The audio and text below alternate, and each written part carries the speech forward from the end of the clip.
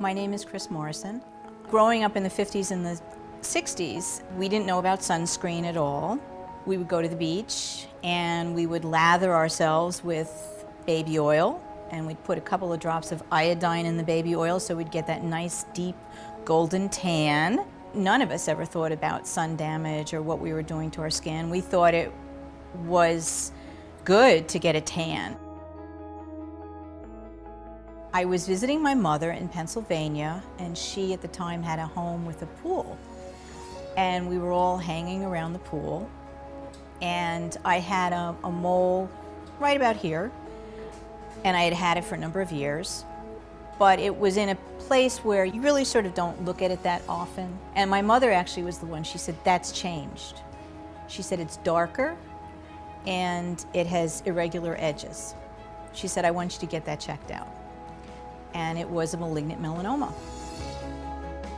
And then I think it was in late 2005, Dr. Gilman discovered one on the back of my calf. And again, it's not in a place that you would pay much attention. And she said, "You know, I don't like the look of this mole. I'm going to take it off." And I said, "Fine."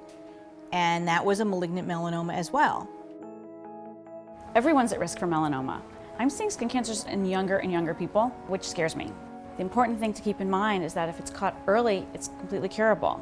Once it's advanced, there's only a 15% survival rate. That's why it's so important to see your dermatologist once a year for a full skin check. It's great to use sunscreen every day, it's really important, but you really should also be using an antioxidant before you apply your sunscreen.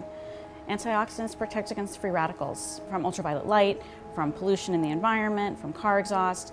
Free radicals break down the collagen in your skin and the elastic tissue, lead to premature aging, wrinkles, brown spots. Every minute that you're outdoors adds up over time. I'm very cautious. I use SPF 45 all over. I wear a hat. I wear not shorts, but like capri length pants, sunglasses. I think what's important too is that Dr. Gilman pointed out to me that when you've had melanoma, you're at an increased risk of getting it also in your eye. And also when you go to your gynecologist, believe it or not, for women, it's important.